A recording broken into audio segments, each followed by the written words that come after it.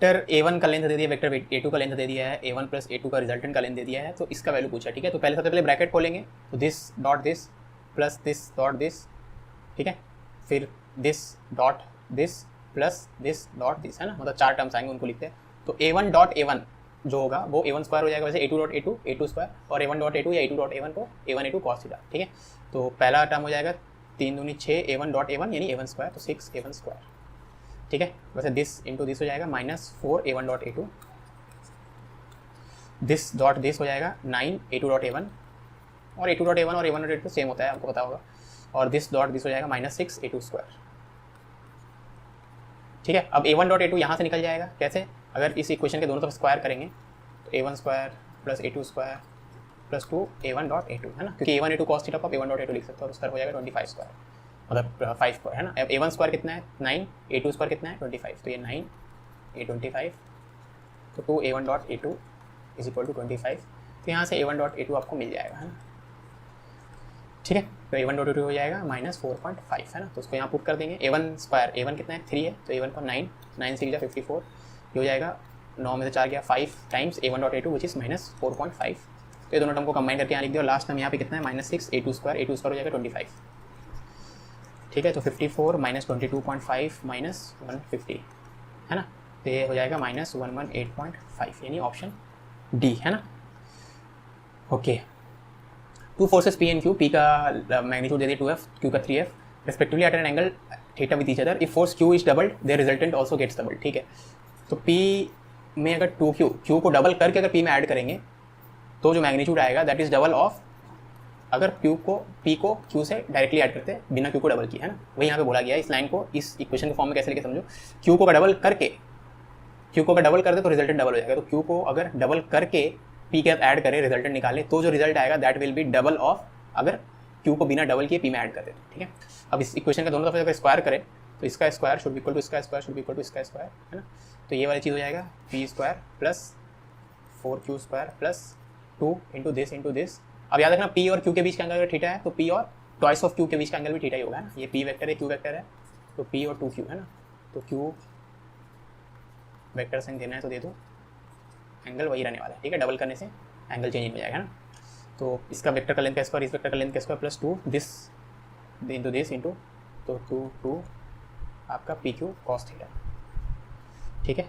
इस तरफ हो जाएगा 4 इंटू इसका स्क्वायर हो जाएगा 2 PQ कॉस थीटा,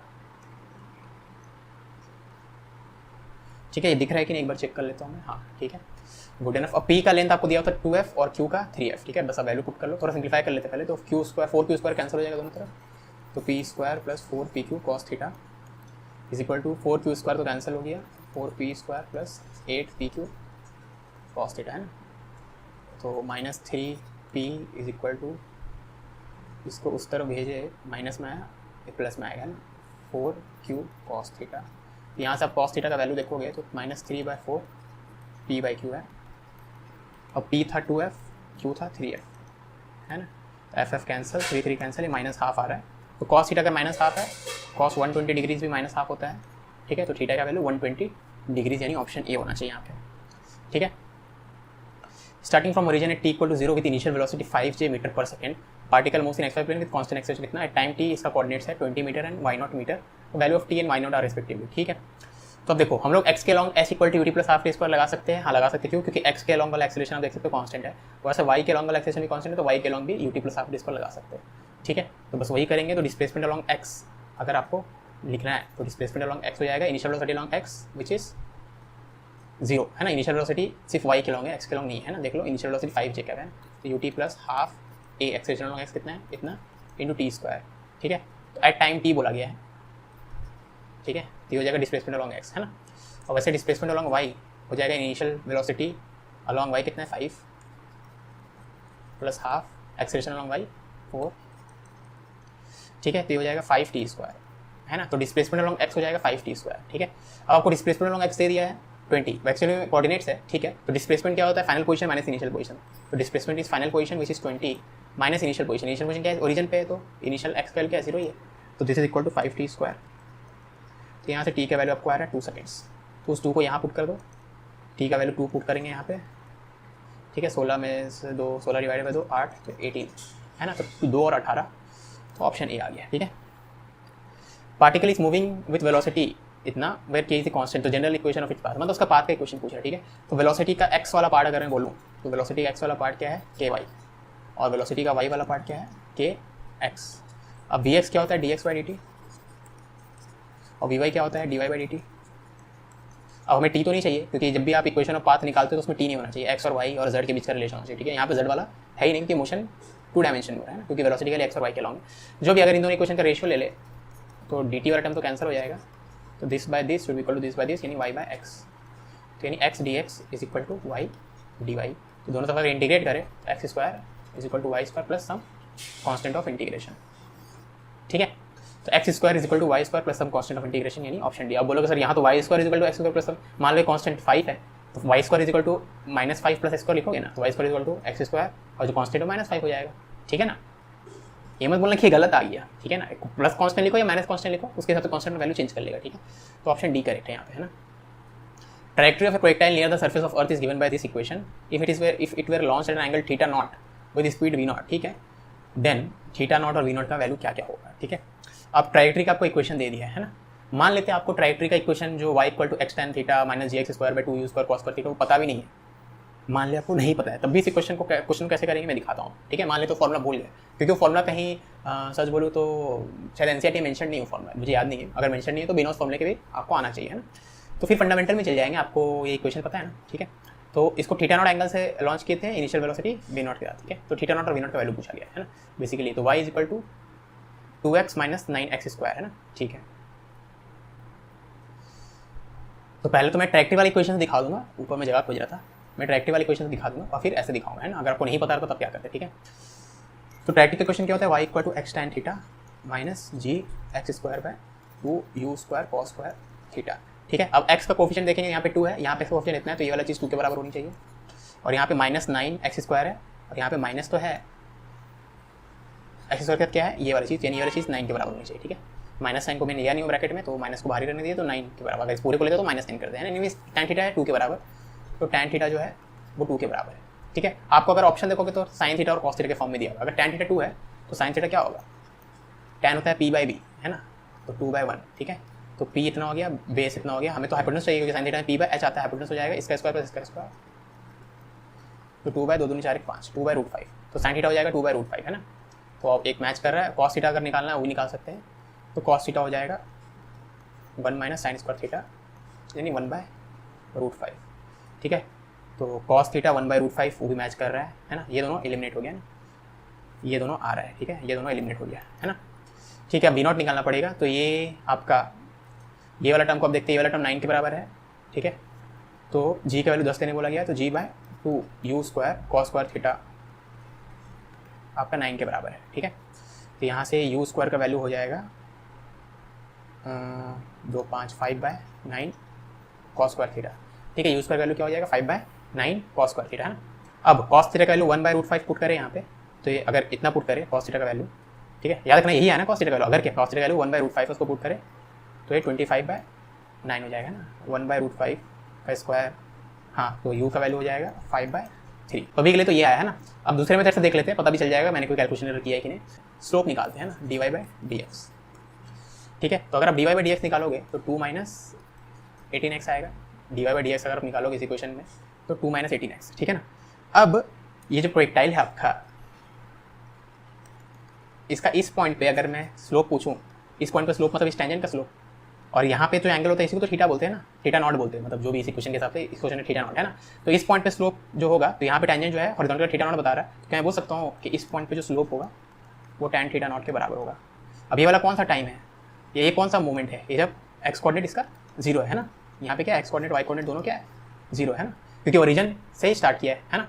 तो एक्स का वैल्यू 0 है, तो क्या मैं बोल सकता हूँ कि स्लोप की value at x equal to 0, आपका एक्स का वैल्यू 0 पुट करो इस इक्वेशन में तो 2 आ जाएगा। तो स्लोप एट इतना क्या है 2 है, यानी tan थीटा आपको 2 मिल गया।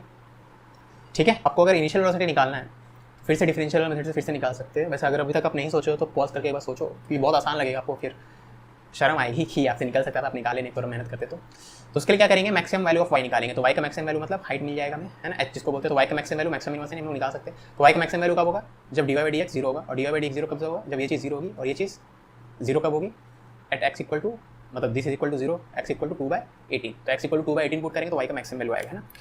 तो अगर आप वाई का मैक्सिमम वैल्यू निकालोगे वो कब होगा, जब d y by d x zero, और डी वाई डी जीरो कब होगा, जब एक्स की वैल्यू 2/18 हो। 2/18 मतलब 1/9 के बराबर हो, ठीक है। 2 इंटू 1/9 माइनस 9 इंटू 1/9², है ना। तो 2/9 माइनस 1/9 मतलब 1/9 मीटर। तो मैक्सिमम हाइट आ गया आपका 1/9 मीटर, ठीक है। अब आपको मैक्सिमम हाइट तो मिल गया, एक मिनट इसको नीचे कर लेते हैं, ठीक है। मैक्सिमम हाइट मिल गया, है ना। अब मैक्सिमम हाइट क्या होता है, इनिशियल वेलोसिटी अलॉन्ग वाई का स्क्वायर डिवाइडेड बाई 2g, यही तो होता है मैक्सिमम हाइट। तो आपका 1/9 है, तो इनिशियल वेलोसिटी अलॉन्ग वाई का स्क्वायर हो जाएगा 2g/9, जी को 10 लेने में तो 20/9, ठीक है। तो यू वाई हो गया आपका इतना। अब यू वाई हो जाएगा इनिशियल वेलोसिटी का साइन थीटा, है ना। तो कॉस थीटा आप निकाल चुके हो, टैन थीटा पता है, तो साइन थीटा आपको पता है 2/√5, ठीक है। उसको यहाँ पुट कर दो, 2/√5 था। वी नॉट तो आपको नहीं पता ना, वी नॉट इंटू 2/√5 यही होगा, है ना, ठीक है। ओके, तो यहाँ से वी नॉट की वैल्यू हमें मिलेगी √100 डिवाइडेड बाई 36, है ना, यानी 10/6, है ना, यानी 5/3। तो वी नॉट 5/3 आ रहा है और पिछले मेथड से 5/3 आया था, मतलब यहाँ पे ऑप्शन में प्रॉब्लम है, ठीक है। साइन थीटा अपना 2/√5 है और ये वी नॉट 5/3 है, 3/5 नहीं होगा, है ना। या तो यहाँ 5/3 कर दो, नहीं तो यहाँ 2 कर दो, ठीक है। जो भी है सारा ऑप्शन इनकरेक्ट है यहाँ पे, ठीक है। पे the maximum range of a bullet fired from a toy pistol mounted on a car at rest is 40 metre, ठीक है। तो मैक्सिमम रेंज क्या होता है, u²/g, क्योंकि रेंज का फॉर्म होता है u² sin 2θ/g। तो मैक्सिमम रेंज किस थीटा पे होगा, जब sin 2θ जब भी 1 हो, यानी मैक्सिमम रेंज का वैल्यू u²/g। तो मैक्सिमम रेंज आपको 40 दिया हुआ, g का वैल्यू 10 बोला है, मतलब u का वैल्यू 20 मीटर पर सेकेंड, ठीक है। अब उसी प्रोजेक्टाइल को किसी कार पे बैठ के फेंक रहे हैं in the direction of motion of car. तो मतलब अगर एक कार है, कार इस तरफ जा रहा है 20 से, इसमें बैठ के उस प्रोजेक्टाइल को फेंक रहे हैं इसी स्पीड से, ठीक है। तो आप 20 के स्पीड से प्रोजेक्टाइल को फेंक रहे हैं, मान लो एट एन एंगल थीटा। तो थीटा का वैल्यू क्या होना चाहिए ताकि मैक्सिमम रेंज हो, है ना। तो यहाँ पर अगर आप देखोगे तो प्रोजेक्टाइल को अगर ड्रॉ करें तो प्रोजेक्टाइल का वेलोसिटी कॉम्पोनेंट अगर देखें तो हॉरिजॉन्टल डायरेक्शन में 20 cos थीटा प्लस कार के कारण जो उसको मिल रहा है तो 21 प्लस cos थीटा, है ना, ठीक है। और अगर वर्टिकल डायरेक्शन में देखें तो ये 20 sin थीटा होगा, है ना। मैं अपने खुद को हटा देता हूँ अभी के लिए क्योंकि आपको दिख नहीं रहा होगा फिर, है ना, ठीक है। तो हॉरिजॉन्टल डायरेक्शन में इतना हो जाएगा, कार वाला भी ऐड हो जाएगा, ठीक है। और वर्टिकल डायरेक्शन में इतना, ठीक है ना।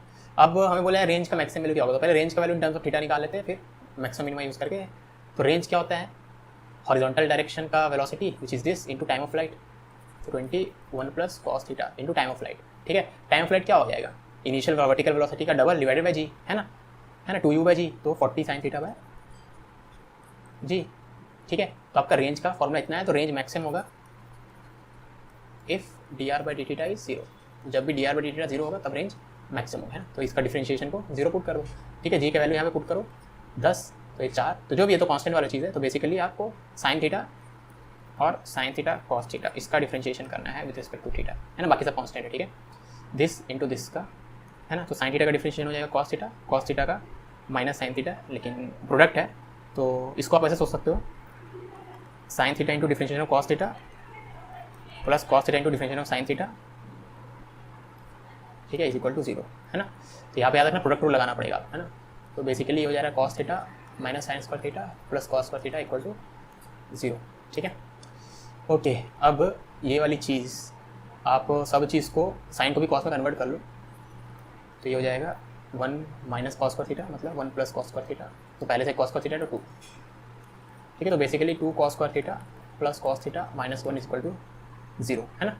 तो क्वाड्रेटिक इन cos थीटा है, तो cos थीटा का value -b plus minus √b² minus 4ac by 2a, ठीक है। तो -1 प्लस माइनस 3/4, तो -1 आ गया है कुछ इज़ नॉट पॉसिबल, और दूसरा हो जाएगा 3 - 1 2/4, यानी हाफ, यानी cos थीटा हाफ है, मतलब थीटा का वैल्यू 60 डिग्री, ठीक है। तो यहाँ थीटा का वैल्यू 60 डिग्री है। Body of mass 10 kilogram is projected at an angle 45 degree, तो body passes through this point. अब किसी क्वेश्चन में अगर ओरिजिन नहीं मेंशन है तो आप समझ लेना पॉइंट ऑफ प्रोजेक्शन ही ओरिजिन है, ठीक है। If t is the time of flight then its momentum vector will be, ठीक है। तो अभी के लिए अगर ये पाथ है ट्रैजेक्टरी का, है ना, ठीक है। तो 0,0 से बॉडी को फेंके हैं 45 डिग्री पे फेंके हैं, ठीक है, और कभी ना कभी वो इस पॉइंट से पास किया, इस पॉइंट कोऑर्डिनेट कितना है 20, 10 है ना। तो इनिशियल एक्स कोऑर्डिनेट 0 था, फाइनल इस पोजीशन पे एक्स कोऑर्डिनेट 20 है, तो डिस्प्लेसमेंट लॉन्ग एक्स हो गया 20। अब डिस्प्लेसमेंट लॉन्ग एक्स होता है वेलोसिटी लॉन्ग एक्स, जो कि हो जाएगा u cos 45 इंटू टाइम, ठीक है। तो 20 will be equal to u cos 45 into time, ठीक है। वैसे डिस्प्लेसमेंट लॉन्ग y हो जाएगा इनिशियल वेलोसिटी लॉन्ग y, जो कि सेम रहेगा क्योंकि 45 डिग्री है, ut uyt minus half gt square, ठीक है। g का वैल्यू 10 है तो 5t स्क्वायर, ठीक है। अब u2 बाई रूट 2 का वैल्यू तो 20 है, तो यहाँ 20 पुट करे तो this is 20 minus 5t square, है ना। तो यहाँ से आप देखोगे तो t स्क्वायर का वैल्यू कितना आ गया 2 आ गया, यानी इस पोजीशन को जब क्रॉस कर रहा है उस समय टाइम की वैल्यू क्या है √2 सेकेंड्स, ठीक है। ओके, अब मैं अपने आप को छुपा देता हूँ ताकि ये क्लैरिटी बढ़े यहाँ पे। तो आपसे क्या बोला गया था, t टाइम ऑफ फ्लाइट है तो t बाय √2 टाइम पे उसका पोजीशन मोमेंटम क्या होगा। मोमेंटम मतलब मास इंटू वेलोसिटी, तो मास तो गिवन है तो वेलोसिटी पता करना है बेसिकली। इस टाइम पर अगर वेलोसिटी पता रहेगा उसको मास से मल्टीप्लाई करेंगे तो अपना आंसर आ जाएगा, ठीक है ना। अब velocity at this moment of time निकालना है, ठीक है। ओके, अब टाइम ऑफ फ्लाइट तो हमें पता है कितना होता है, हम लोग निकाल सकते हैं आराम से, ठीक है। टाइम ऑफ फ्लाइट है ना, क्योंकि हमें इनिशियल वेलोसिटी पता चल गया। कैसे पता चला, टी का वैल्यू तो √2 है, तो यहाँ √2 पुट करेंगे तो इनिशियल वेलोसिटी 20 हो जाएगा, ठीक है। तो टी को यहाँ पुट कर दे, यहाँ पे आप देखोगे तो इस इक्वेशन में टी का वैल्यू तो √2 पुट किए तो हम इनिशियल वेलोसिटी पता है, ठीक है। इनिशियल वेलोसिटी पता है ना, तो टाइम ऑफ फ्लाइट निकाल लेते हैं। तो टाइम ऑफ फ्लाइट हो जाएगा 2u sin theta by G, 2u sin theta by G, ठीक है। तो 2√2 सेकेंड्स है ना। टाइम ऑफ फ्लाइट इतना है, तो हम लोग को बोला गया था t बाय √2 टाइम पे, है ना। तो t बाय √2 का वैल्यू हो जाएगा 2 सेकेंड, ठीक है। तो इस मोमेंट में पता करना है आपका मोमेंटम वेक्टर, है ना। t बाय √2 मतलब इस मोमेंट में आपको मोमेंटम वेक्टर पता करना है, ठीक है ना। तो वेलोसिटी इस मोमेंट में, तो वेलोसिटी हो जाएगा वेलोसिटी लॉन्ग x तो वही रहने वाला है u cos थीटा, ठीक है, यानी मतलब सॉरी u बाई √2। और वेलोसिटी लॉन्ग y हो जाएगा, वेलोसिटी लॉन्ग y निकालने के लिए initial velocity long y minus G T, है ना, इंटू टी, ये हो जाएगा वेलोसिटी लॉन्ग y, ठीक है। याद रखना हमेशा x के लॉन्ग कांस्टेंट वेलोसिटी वाला फॉर्मूला यूज़ करेंगे, y के लॉन्ग आपका कांस्टेंट एक्सेलरेशन वाला, ठीक है। Initial velocity long y, okay, initial velocity long y आपका सोच रहे होंगे इतना कैसे लिख दिया, हाँ तो ये तो हो जाएगा u बाय √2, ठीक है। हाँ तो मैं गलती किया था, 10 क्यों लिख दिया मुझे खुद नहीं पता। अब u का वैल्यू कितना है 20 है, तो u का वैल्यू 20 अगर पुट करें यहाँ पे तो 20 बाय √2 यानी 10√2, ठीक है। u का वैल्यू 20 10√2। तो वेलोसिटी पता है, momentum at t equal to 2 second हो जाएगा मास जो कि इतना है into velocity at t equal to 2 second, ठीक है।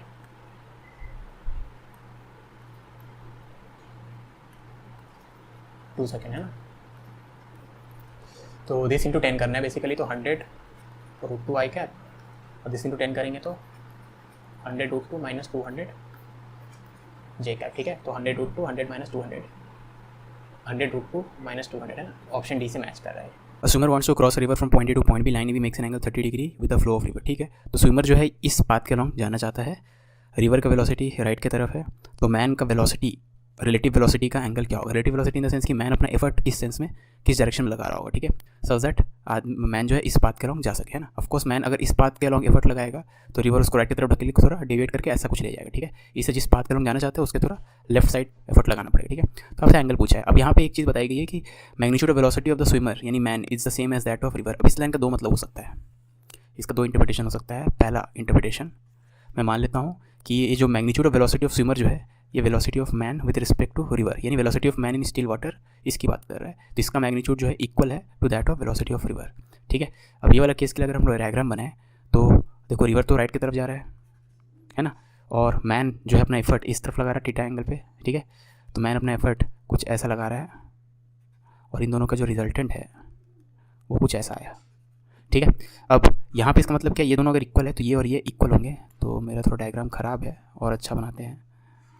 तो ये दोनों इक्वल है, ठीक है, तो जो रिज़ल्ट आएगा वो कुछ ऐसा आएगा, है ना। अब ये दोनों इक्वल लेंथ के, ठीक है, ये है वेलोसिटी ऑफ रिवर और ये है velocity of man with respect to river, है ना। मैन अपना एफर्ट इस तरफ लगा रहा है, रिवर मैन को इस तरफ ढकेल रहा है, तो ओवरऑल मैन कुछ ऐसा जाएगा, ये velocity of man as seen from ground, ठीक है। अब क्योंकि इक्वल लेंथ के वेक्टर्स को जब हम लोग जोड़ते हैं तो जो रिजल्ट आता है इक्वली इंक्लाइंड रहता है दोनों के साथ। तो अगर ये क्वेश्चन में गिवन है 30 है तो ये भी 30 होना पड़ेगा। तो इस केस में थीटा का वैल्यू, थीटा याद रखना इन दोनों के बीच का एंगल था, तो थीटा 30 हो जाएगा, ठीक है। अब दूसरे केस की बात करते हैं ना, तो दूसरा केस की बात करते हैं। दूसरा केस में दूसरा इंटरप्रिटेशन हो सकता है, ये है जो वेलोसिटी ऑफ स्विमर बोल रहा है, ये नेट वेलोसिटी ऑफ स्विमर मतलब velocity of man with respect to ground है, ठीक है, वो वेलोसिटी ऑफ रिवर के मैग्नीट्यूड के बराबर है। तो मैन का velocity with respect to ground का मैग्नीट्यूड और velocity of river with respect to ground, यानी जिसको सिंपल वी आर बोलते हैं, ये दोनों इक्वल है, ठीक है। अब इस केस में मैं बोलना चाहता हूँ कि जो रिजल्टेंट आएगा मैन का, चलो मैं दिखा देता हूँ, ये वेलोसिटी ऑफ रिवर, ठीक है, मैन का कुछ ऐसा है और इन दोनों का रिजल्टेंट कुछ ऐसा, ये दोनों वेक्टर का लेंथ सेम है ना, ये वेलोसिटी ऑफ मैन रिजल्टेंट जो आया, ठीक है, और ये velocity of man with respect to river है ना, तो ये दोनों वेक्टर सेम लेंथ के, ठीक है, okay.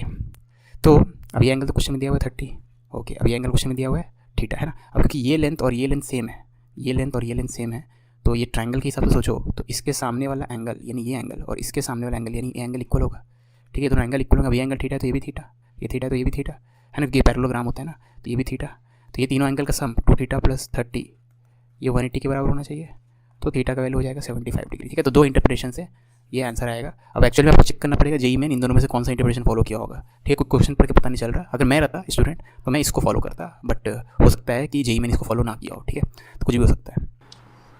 When a car is at rest, its driver sees raindrops falling on it vertically, ठीक है, यानी विद रिस्पेक्ट टू ग्राउंड जो है रेनड्रॉप तो वर्टिकली गिर रहा है ना, तो कार अगर रेस्ट पे है तो कार रेस्ट पे किसके रिस्पेक्ट में, ग्राउंड के रिस्पेक्ट में, तो ग्राउंड के रिस्पेक्ट में रेनड्रॉप जो वर्टिकली गिर रहा है, ठीक है।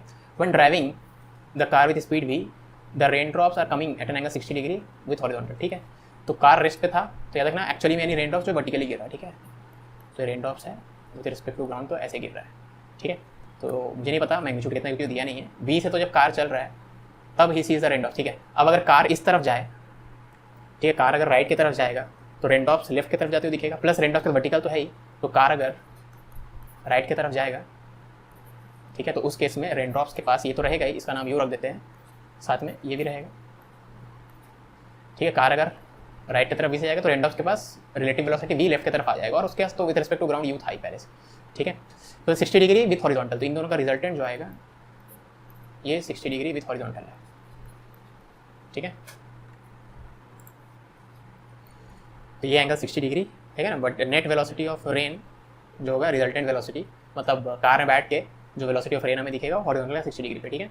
On further increasing speed of car to 1 plus beta times of velocity, ठीक है, इस v को 1 प्लस बीटा टाइम्स बढ़ा दे तब एंगल जो है चेंज होकर 45 डिग्री हो जा रहा है, तो वैल्यू ऑफ बीटा क्या होगा, ठीक है। तो इसका दो केस हमें लेना है बस, है ना, ये वाला केस तो समझ में आ गया ना। एक और केस यहाँ पे बोला गया है कि अगर कार इतने वेलोसिटी जाएगा तो रेन ड्रॉप के पास ये तो हमेशा रहेगा, वर्टिकली तो गिर ही रहा है, प्लस कार इस तरफ जाएगा तो रेन ड्रॉप को इस तरफ जाते हुए दिखेगा हमें, ठीक है।